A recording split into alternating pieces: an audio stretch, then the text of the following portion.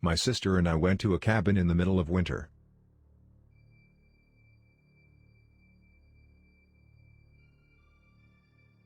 Around 5 years ago, my sister graduated from college with a master's degree. She was always wicked smart. She graduated not only with honors, but 6 months early as well.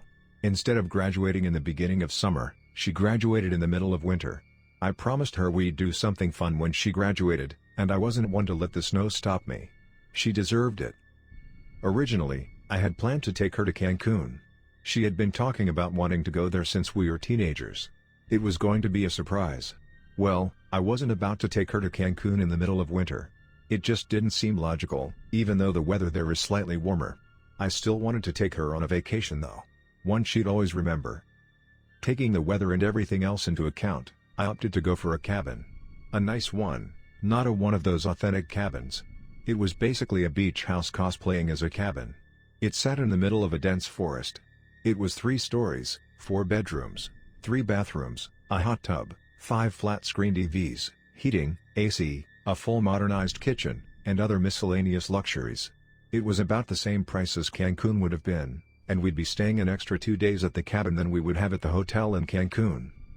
When I showed her the cabin and our reservation receipt, my sister was beside herself. Her eyes beamed with excitement. She started to pace and talk quickly, something she's done since we were kids. It's how you could tell when she was genuinely excited about something. I felt like the best sibling in the entire world. I told her we'd be leaving in a couple days and we should start packing right then and there. She was more than happy to oblige. Now, I didn't just randomly pick this cabin. I swear I did my research. I wanted to make this a great time for my sister, and I wanted my money to be well spent. I searched for days, and this was one of the most highly rated cabins in the world. It claimed to be so luxurious, that you'd never want to leave. That kind of defeats the purpose of going exploring, right? Weird sales pitch for a cabin. But that went right over my head. The cabin was across the country, and it wasn't snowy. We could still go along the trails and explore the forest without freezing to death. It seemed perfect. The reviews were surprisingly all really well written and said great things. I thought I saw the same comment twice here and there, but thought nothing of it. I think I was about just as excited as she was. 2 days of packing and making more plans than we'd probably have time for, we finally set out for the trip. It was a 12-hour drive, and I think she only slept for about an hour. She talked the whole way there, even when we switched places so I could take a break from driving. We got there around 10 hours after we'd left our house. My sister definitely shaved off some time when she was driving. I'm honestly surprised she didn't get a ticket. You had to drive down a beaten path about 30 minutes into the woods to even reach the cabin. The trail was tight, giving no leeway to swerve. It was surrounded in dense forest. If you walked away from the trail you'd get lost in minutes. It was eerie. The sun was setting and the darker it got, the creepier it got. The second we reached the cabin though, all of those feelings were washed away. It was beautiful. Unlike any cabin I've ever seen. The wood was dark and polished. The exterior had a wide front deck that wrapped around the entire first floor of the cabin. You could walk from the front door all the way to the back deck. The back deck had a hot tub that was shielded by a small pavilion. You could access the sliding door to one of the bedrooms from the back, and if you walked up a small flight of stairs you'd enter the back entrance. It was incredible. We hurried our stuff in and quickly picked out our rooms. After we had settled, we stocked the fridge. I made a ceviche steak with mashed potatoes, and I pulled out an expensive bottle of wine I had been saving. I poured us each a glass and we ate in the living room so we could find something to watch. Each TV had a streaming service list, and we picked one we already had an account to. We put on a show we'd been watching back home and turned on the fireplace below the TV. Everything was perfect. The next day, we had planned to go exploring along the trails that lay about a quarter mile from the cabin. We had a map with us, and felt pretty confident. We didn't plan to explore for long, but we had to give it a go. I didn't really like hiking or really the woods at all. She loved nature though, and I loved her. This was all for her after all. Seeing her enthusiasm about the whole trip was enough for me to put my fears aside and be excited for her. Everything was going so well. We reached the trail in no time. Me being asthmatic though, I had to stop for a few minutes. I used my inhaler and waited for my breathing to return to normal.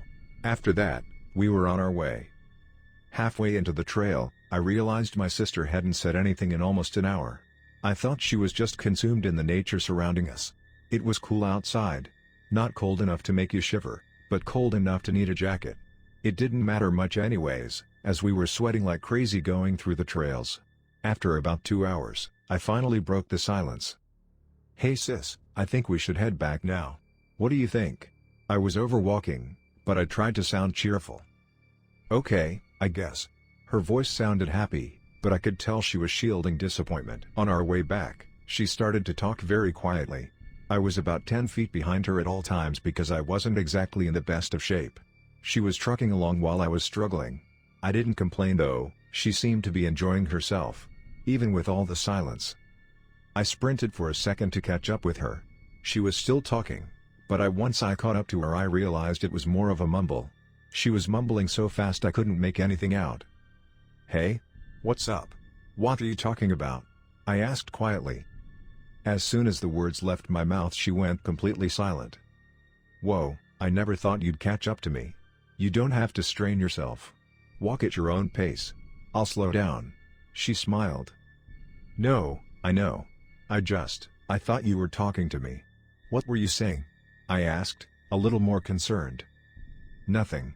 I haven't really said anything since we've been out." "You're losing it already?" she said jokingly. She really didn't remember? I thought maybe she just didn't want to tell me. She wasn't known to talk to herself, but we weren't in our usual environment either. Maybe she was just thinking out loud. "Ha. I guess so. You know the woods creep me out." I tried to remain cheerful. We got back to the cabin around 6 p.m. I was starving. My sister immediately went upstairs to her room and shut the door. I figured she was probably getting a shower, and I started dinner. "Sis, dinner is ready," I shouted, hoping to get her attention. No response. "Hey, are you good up there?" My voice was quieter this time. No response. I walked up the spiral staircase that led to second floor. I went up to her door and knocked. The door creaked open. After a few moments, she opened it the whole way. Her eyes were wide and bloodshot, like she hadn't blinked in an hour. "Are you okay? Dinner is ready." I locked eyes with her. "Yeah. Okay. Dinner. Okay. What's for dinner again?" She sounded confused. "Chicken dumplings. One of your favorites." I smiled, but I was worried. "Okay. I'll be down." She sounded monotone now. Around 9 p.m. she finally came down. Dinner had been cold for hours. I was getting tired. As I was laying down on the living room couch, she walked by without even acknowledging my existence. I watched her grab a plate and 2 dumplings. She ate standing in the kitchen. I looked over again a few minutes later and she was putting her plate in the sink already. "Wow. Hungry much?" I asked lightheartedly. She didn't even look at me. I was officially worried and weirded out now. This wasn't like her at all. She never liked being pressured, so I didn't try to pry information out of her. She didn't even get done rinsing the plate before she was sprinting to bathroom. I could hear her vomiting. I remember asking myself if she could have gotten sick. Even when she was sick though, she was always bright and cheerful. Not even the highest fever could break this girl's spirit. Was she pregnant? That would explain her sudden mood change and the vomiting. If she was pregnant, she wasn't ready to tell anyone. I wasn't about to ask either. After she didn't come out of the bathroom, I went to see if she needed help. Before I could even reach the bathroom door, she swung it open. Her eyes even worse than before. "Thank you for dinner. What a wonderful trip this is. You're an incredible big brother." She smiled so wide I could see every single one of her teeth. "You're welcome," I replied. I was trying to remain calm, but I could feel myself shaking. She bolted past me back up to her room. Now, by this point I knew something was seriously wrong. It wasn't even about the vomiting, the weird and fast mumbling, or the odd behavior. She called me an incredible big brother. I was 2 years younger than her, and a girl. I went to call my mother and realized I had no service, only Wi-Fi. I decided to try and download a free texting app that didn't require data, but my calls and texts still wouldn't go through. Around 11 p.m. I went upstairs to go to my room. I could hear a faint scratching sound coming from my sister's room. I quietly made my way over and pressed my ear against the door. My sister was talking fast and almost manic-like. "What a wonderful beach. I love the beach. I love the beach. I love the beach. What a wonderful trip. I'm happy Dad came. I love Dad. Thank you for coming, Dad." What a wonderful trip. Her voice sounded monotone despite the speed. She was talking about our father? To our father? I couldn't tell, but our father had died years ago. Panicked, I grabbed the doorknob to open the door. It was locked. As soon as I tried to open it though, the scratching stopped. I heard shuffling and then the click of the door unlocking. This time she didn't peek first, she whipped it open. The white part of her eyes were now completely bloodshot. I stared at her, and watched a tear of blood roll down her face. She was smiling. "Hey, we're going home tomorrow, okay? You're not well." I tried to sound reassuring. She cocked her head to side. "Okay," she replied, still smiling. I stepped out of the doorway and ran to my room. I quickly gathered all of my things together. I wanted to leave right then, but there's no way I could drive us out of here at night. The vehicle trail was too narrow. All it would take is one wrong swerve, and we'd either go over a cliff or into a tree. I stayed up until I couldn't anymore. Ever since I left my sister's room, it had been silent. I figured she finally went to bed. I tried to stay awake all night, but I finally succumbed to the exhaustion. I only slept for a few hours before I was awoken by a loud bang. It was roughly 8 in the morning. After I was fully awake, I heard another loud bang. It was coming from my sister's room. This time I didn't knock or act stealthily. I barged in her room, which was unlocked to my surprise. She was sitting in the corner of cabin, facing the wall. I watched her swing her head back, and slam it against the wall. It let out another loud bang. I ran over to her and pulled her away. Her forehead was bruised and bloody. She was still smiling. Behind her, I got a glimpse of the wall. It was absolutely torn to shreds. There was wood all over the carpet. She had scratched into the wood until she reached the middle. The center of the wood was covered in black mold. There were chunks of mold missing. That's when I noticed her once bright smile was a dark gray. She had been eating it. "Come on. We're leaving. Now." This time my voice was sharp. "Okay. I'm going to go play in the snow first. Isn't it beautiful?" Her head still cocked to the side, smiling. "No. We're done. You're sick, and there's no snow. We're on the West Coast. There's no snow. See?" My voice was growing more panicked as I pulled up the blinds. "See? No snow." I was shaking. "It's beautiful. Daddy said I could go play. He's waiting for me." She straightened her head, still smiling. Before I could grab her arm, she fled down the stairs and out the front door. I tried to chase her, but she was out of my range of vision in minutes. She went toward the trails, but she didn't have the map. There's no way I'd be able to find her if she went off the trails at all. I contemplated my options, and opted to get the hell out of that forest. I needed to get a signal.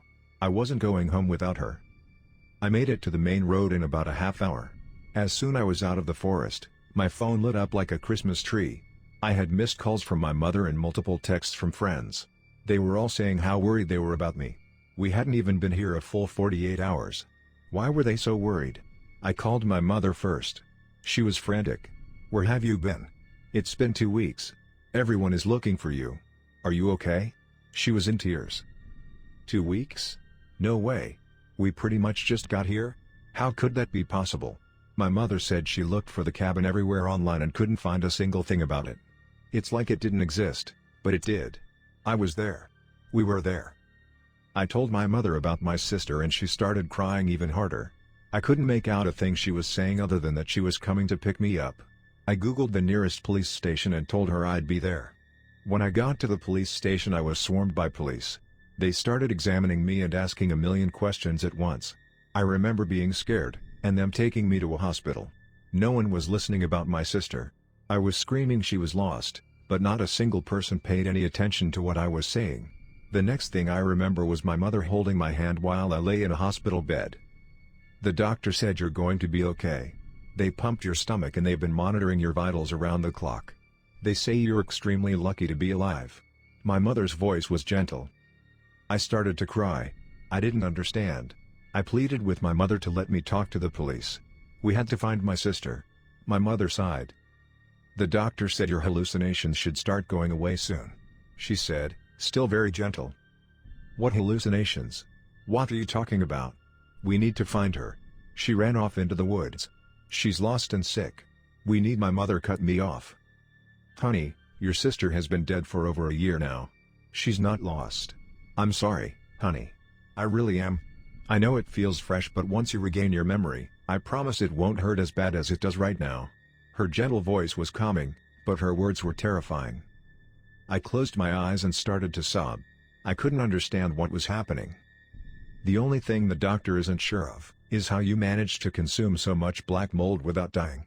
They're also not sure how you made it the whole way out here without crashing. Do you remember why you even left the house? Her hand still holding mine. I promised her I would take her on vacation when she graduated. I promised. She deserved it. My voice was faint. I remember, you did promise her that, but she's been gone for a while now. Your father and sister knew how much you loved them. Why did you do this? Her voice had lowered into a whisper now. I promised her I would. I promised. My voice now a whisper too. You also promised me you wouldn't stop taking your medication, and there's not a trace of it in your system. She was still whispering. I closed my eyes, and fell asleep. When I awoke, I was in the hospital near my house. My mother still beside me. I'm sorry, Mom. I just wanted to see her one more time. I had to keep my promise.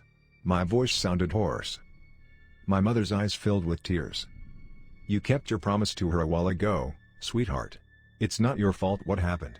You can't keep going off of your medication. Last year when you two went camping, she fell down a ravine when you two were hiking. It was an accident. You have to let her go. You have to move on. I can't lose the only child I have left. I haven't stopped taking my medication since. Sometimes I want to, just to see her one more time. I have a new promise to keep though, and I won't let my mother down again.